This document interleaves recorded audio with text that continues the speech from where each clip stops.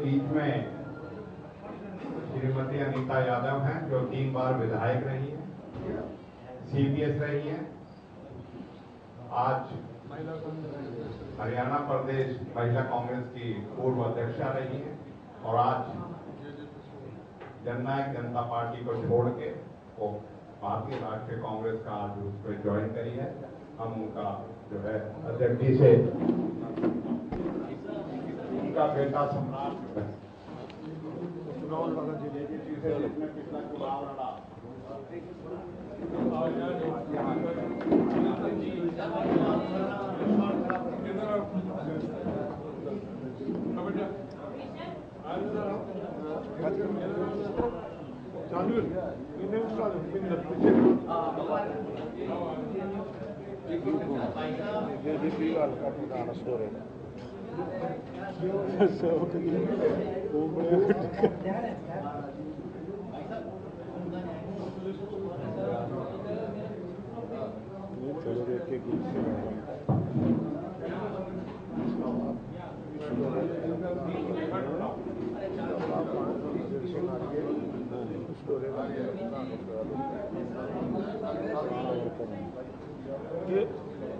महेंद्र आ रही है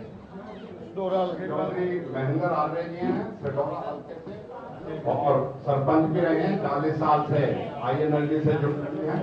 उनका भी कांग्रेस परिवार में JJP के हल्का प्रधान है, सडौरा के हल्का प्रधान,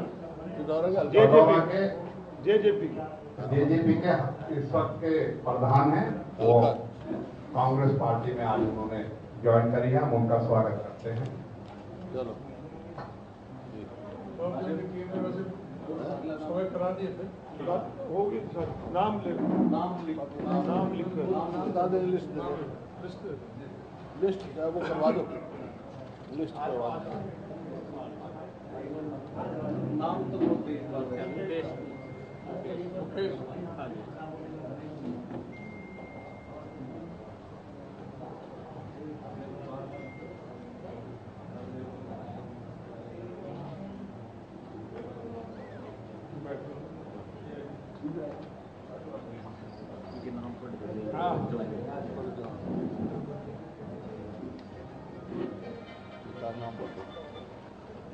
कांग्रेस विधायक दल के नेता प्रतिपक्ष परम आदरणीय चौधरी भूपेंद्र सिंह हुड्डा जी, हमारे विधायक दल के उप नेता आदरणीय भाई आफ्ताब अहमद जी, हमारे पूर्व स्पीकर पंडित कुलदीप शर्मा जी, पूर्व स्पीकर अशोक अराड़ा जी, हमारे रावदान सिंह जी विधायक, हमारे पीछे बैठे अनिल राणा जी, संत कुमार XMLA जी, हमारे पीछे मेहता जी, सुल्तान जयडोला जी, मेवा सिंह जी विधायक, और आज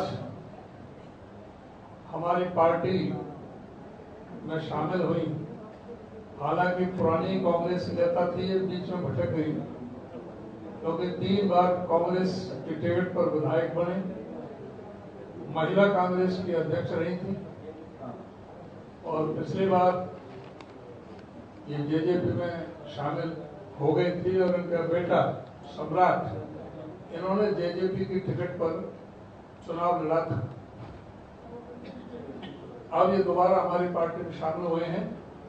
मैं हरियाणा प्रदेश कांग्रेस कमेटी की तरफ से इनका हार्दिक स्वागत करता हूँ। ये पूरी तरह से कांग्रेस की नीतियों से पूरी तरह से अवगत है।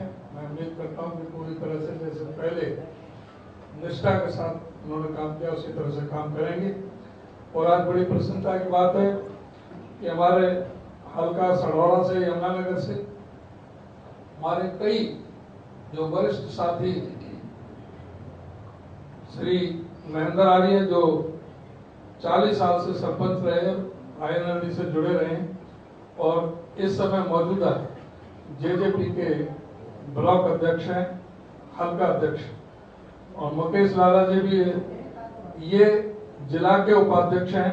और इनके साथ जो पूरी टीम आई थी, हमारे चौधरी करमवीर, दीपचंद जी, करमवीर जी, धर्मवीर, सुरेंद्र, गुरमीत पृथ्वीपुर, गौरव जोगीवाड़ा, गुरप्रीत जोगीवाड़ा, हीरालाल कौशल लल्हाड़ी, कुलविंदर रानीपुर, गौरव चबूतरा, रमजान जैतपुर, जो ये माइनॉरिटी डिपार्टमेंट के, अजमेर सिंह चबूतरा जेजेपी, सभी जेजेपी के पदाधिकारी हैं सड़ौरा के, इस फरदीन खान हैदरपुर और शिव कुमार।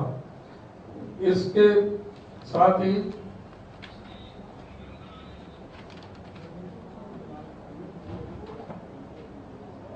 शमशेर सिंह गुमथला, ये रादौर हल्के से, पहले वो सड़ौरा से थे, शमशेर सिंह गुमथला, सचिन गौतम, दिलबाग सिंह गुमथला, सरबजीत सिंह गुमथला, हरप्रीत सिंह, बबलू भटनागर, विनोद कंबोज, पारस पोपली, ये बीजेपी से है पारस पोपली, और ये बाकी INLD और जेजेपी से ये हल्का रादौर और सड़ौरा से हमारे जो वरिष्ठ जो साथी है, जो पदाधिकारी हैं, उनके उन्होंने आज हमारी पार्टी में शामिल हुए। मैं इनका भी हरियाणा प्रदेश कांग्रेस कमेटी की तरफ से उनका हार्दिक स्वागत करता हूं। और साथियों, आज हमारे हरियाणा प्रदेश कांग्रेस कमेटी के सभी विधायक, पूर्व विधायक, सभी डेलीगेट्स, हमारे फ्रंटल ऑर्गेनाइजेशन और जो प्रकोष्ठों के थे उनके सभी प्रमुख और जो प्रमुख जो पार्टी के प्रदेश के नेता थे, उन सबकी आज मीटिंग प्रदेश कार्यालय में हुई।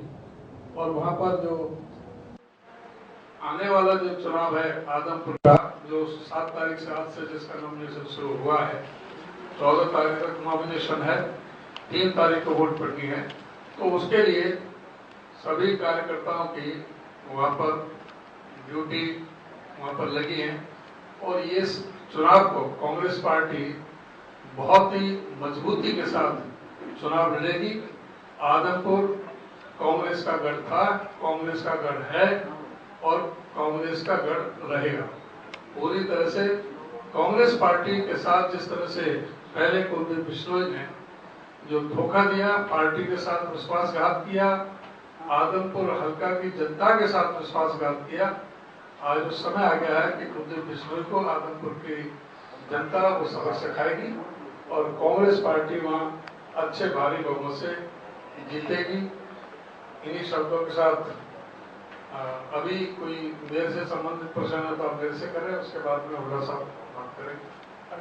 आपकी पार्टी में आज कई लोग ज्वाइन कर रहे हैं, लेकिन आपकी पार्टी के पूर्व विधायक हैं और कांग्रेस में राष्ट्रीय प्रवक्ता थे, वो ये कहते हैं कि मैं कांग्रेस छोड़ रहा हूँ क्योंकि भूपेंद्र सिंह हुड्डा के पूरे कांग्रेस उनके साथ उनके हिसाब से चल रही है और मैं उनके साथ नहीं रहना चाहता हूँ, कांग्रेस में नहीं रहना चाहता। तो हुड्डा मुझे भान की कांग्रेस है, अनिल धनखड़ की बात कर रहा हूँ, अनिल धनखड़ से बातचीत हुई आपकी?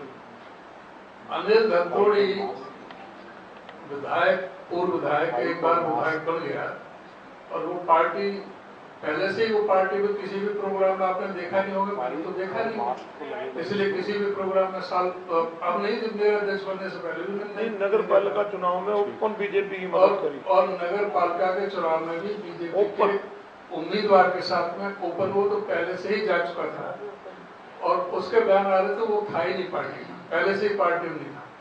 तो इसलिए उसका वो अनिल धनखड़ से कोई भी नहीं है, अगर वो जाता है पार्टी में ठीक है, जिसमें जाता है उसमें वो अपना देखे। उसका इतना मान सम्मान मिला, इतनी कम उम्र में उसको विधायक बन गया और उसको अच्छी पोजीशन मिली और उसके बाद में फिर चुनाव मिला, टिकट भी लड़ा, तो उसकी क्या स्थिति थी वो सब मुझे बताने की जरूरत है। सर, आज कितने जो बाकी पार्टियों के नेता हैं, पदाधिकारी हैं, कितने नेताओं ने आज कांग्रेस का दामन थामा है और कौन कौन से पार्टी से विरोध कर रहे हैं? पर्टिकुलर नंबर कितने? पुलिस मैंने बताया कि साथ के साथ में बताया था कि अभी जो अनीता यादव जी, उनके पुत्र जो सम्राट, जो जेजेपी से चुनाव लड़े थे पीछे, ये जेजेपी छोड़कर के आए। और जो सड़ौरा के जो मैंने नाम गिनाए थे और ये सभी पदाधिकारी हैं, ये 18 लोग हैं प्रमुख जो पदाधिकारी हैं सारे, और ये जेजेपी से छोड़ करके और हमारी पार्टी में आज शामिल हुए हैं। और ये रादौर हल्के से 8 हैं। इसमें आयरलैंडी के हैं 5 आदमी, और इसमें 2 आदमी बीजेपी के हैं और एक जेजेपी से। और आदमपुर उपचुनाव में आप किसको सामने लाएंगे, जयप्रकाश जी को या चंद्रमोहन जी? ये अभी बता देंगे आपको, समय आने तो। अभी तो आप आपकी पार्टी ने उम्मीदवार घोषित कर दिया है, मतलब जो पार्टी जिसको आप कहते हो हरियाणा में उनका संगठन नहीं है या हरियाणा में उनकी कोई ग्राउंड उन्होंने अपना उम्मीदवार दे दिया, कांग्रेस के पास अभी तक उम्मीदवार जब भी तो उम्मीदवार दे दिया है उनके पास संगठन उनके पास है ही नहीं, इसलिए तो दे दिया। उम्मीदवार है उनके पास कुछ नहीं है। उनके पास उम्मीदवार ही है और कुछ सौदा नहीं है। कांग्रेस में बहुत लंबी लाइन है। नहीं तो क्या लगभग बीजेपी का कैंडिडेट देख के फैसला करेंगे आप? बीजेपी का कैंडिडेट देख के ऐसा नहीं है, हम अपने हिसाब से, हमारी पार्टी अपने हिसाब से निर्णय लेगी। वो तो एक आदमी फैसला लेता है। हमारा पूरा संगठन की पूरी प्रक्रिया है, प्रदेश से तो सेंटर में वो पूरी प्रक्रिया का पालन होगा। हमारे में समय इसलिए लगता है। आज बैठक भी की है सर, बैठक में मुख्य क्या विषय रहे और किस तरीके से? मुख्य विषय सीधा अपना मोर्चा सभी गांव में अलर्ट हो गए। सभी बूथ पर, हमारे हर बूथ पर हमारे जो कार्यकर्ता हैं, हमारी पार्टी की जो सेना है, युद्ध के लिए तैयार है। जो ये न्याय युद्ध होने जा रहा है आदमपुर में। सर, चर्चाएं यही है कि शायद भारतीय जनता पार्टी भव्य बिश्नोई को टिकट दे सकती है, उन्हें चुनाव मैदान में उतार सकती है। कितना फर्क पड़ेगा अगर कुलदीप बिश्नोई लड़ते हैं या भव्य बिश्नोई मैदान में? भाजपा किसको मैदान में उतारती है उनका सब्जेक्ट है। हमें से कोई फर्क नहीं पड़ता सामने कुलदीप बिश्नोई है या भव्य बिश्नोई है या कोई तीसरा चौथा है, क्योंकि उन्होंने ये भी कहा कि कोई जरूरी नहीं है कि कुलदीप या भव्य हो, कोई तीसरा भी हो सकता है। तो अभी तो पक्का नहीं है उनका भी। जब उनका भी नाम तय हो जाएगा तो ठीक है, हमें कोई फर्क नहीं पड़ता, कोई अंतर नहीं है। कोई सा भी आए, सीधा कांग्रेस का भाजपा का वहाँ पर मुकाबला है। सर, आज की मीटिंग खासतौर से आदमपुर उपचुनाव को लेकर आपने बुलाई थी, तो क्या उम्मीदवार को लेकर कोई डिस्कशन हुआ, नहीं हुआ? उम्मीदवार का डिस्कशन कोई मीटिंग में थोड़ी होते हैं। उम्मीदवार का तो डिस्कशन आपको पता प्रक्रिया चलती है। जो कमेटी बनाई हुई है, तो आपने वो फैसला करेंगे? हाँ, कोई कमेटी नहीं। कोई कमेटी नहीं। चलो उधर साहब बात कहेंगे। चलो आप ही रख देगा। से पहले तो मैं अनीता जी का और जो साथी आए हैं सटौरा से और यहाँ से अपना रादौर से, इन सबका स्वागत करता हूँ। ये सीख समय फैसला लिया और इस प्रकार से हर जगह से पार्टी में बढ़ रहे हैं। कांग्रेस का कुनबा बहुत तेजी से बढ़ रहा है और ये दर्शाता है कि लोगों का रुख अब कांग्रेस की ओर है। कांग्रेस की सरकार आने वाली है और ये मौजूदा सरकार जाने वाली है, ये इंडिकेशन है। मेरा राजनीतिक तजुर्बा ये है, ऐसा ही होता है चुनाव से 1-2 साल पहले इसका। और सभी का स्वागत है। जो आज की मीटिंग की चर्चा की आपने, वो बहुत ही लोगों में जो हमारे साथी हैं, जो मुख्य साथी कांग्रेस पार्टी के थे, उनमें बड़ा भारी जोश है और बिल्कुल ऐसा लगता है कि कांग्रेस मजबूती से आदमपुर का चुनाव लड़कर जीतेगी और सारे साथी उसमें तन मन धन से वहाँ पूरा प्रयास करेंगे। सबने अपने अपनी ड्यूटियाँ संभाल दी गई हैं उनको और वो अपना करेंगे। जहाँ तक उम्मीदवार का सवाल है, अभी हमने सर्वे किया हुआ है और कर रहे हैं। फाइनल रिपोर्ट आएगी तब उम्मीदवार का भी चयन कर लेंगे। लेकिन जो आज परिस्थिति बनी हुई है,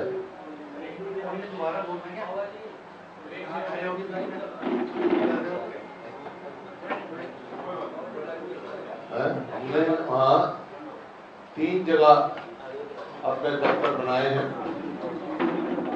एक आजमपुर मंडी में, एक जो हमारा दफ्तर रहेगा वो कोऑर्डिनेट करने के लिए हिसार जिला कांग्रेस कमेटी के दफ्तर है, एक बाल समन है। 3 जगह से हमारा वहाँ कार्यालय चलेगा और इसी प्रकार से अलग अलग बाल समन मंडी, आजमपुर, हिसार और बाल समन 3 जगह हमारे ऑफिस रहेंगे, जहाँ से सभी कोऑर्डिनेशन करेंगे और वहाँ से और साथियों का, वरिष्ठ साथियों को भी जोन बांटे हैं हमने, ताकि इस जोन के रहें और जिन साथियों की ड्यूटी गांव में लगाई है वो वहीं रहेंगे और मजबूती से चुनाव लड़ेंगे।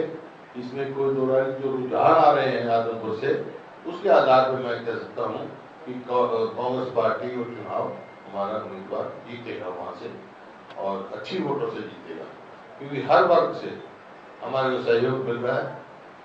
आवाज आ रही है किसान से भी, मजदूर से भी, व्यापारी से भी, कर्मचारी से भी, हर वर्ग से, बैकवर्ड क्लासेस के भी बहुत सारे साथी मिले हमारे, जो बैकवर्ड क्लास के प्रमुख नेता हैं वहाँ के, वो मिले हमारे को और वो ये कह रहे हैं आपके कि हमारा रुझान कांग्रेस की ओर है और हम कांग्रेस को ही कामयाब करें, क्योंकि हर वर्ग परेशान है। अभी देखिए आप, सारी मंडियां अनाज से भरी हैं, ना लिफ्टिंग हो रही, ना किसान को पेमेंट हो रही।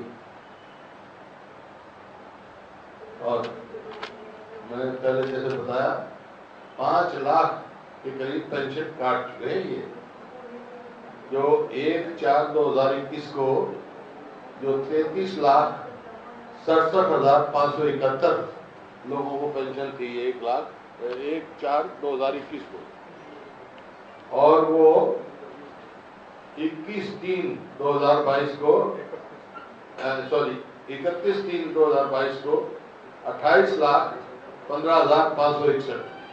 और देखो ना 4,92,010 जो है पेंशन काट के लोगों को बहुत परेशानी है। इसी प्रकार से चाहे वो विकलांग हो, मतलब स्कूल के बच्चों का जो पेंशन थी वो भी नहीं मिल रही विकलांग बच्चों को। इस प्रकार से ये सरकार जो मौजूदा सरकार है वो बिल्कुल लोग इससे विमुख हो चुके हैं और सारी उम्मीदें नाउम्मीद में बदल चुकी हैं। सिर्फ एक कांग्रेस की तरफ ऑल्टरनेट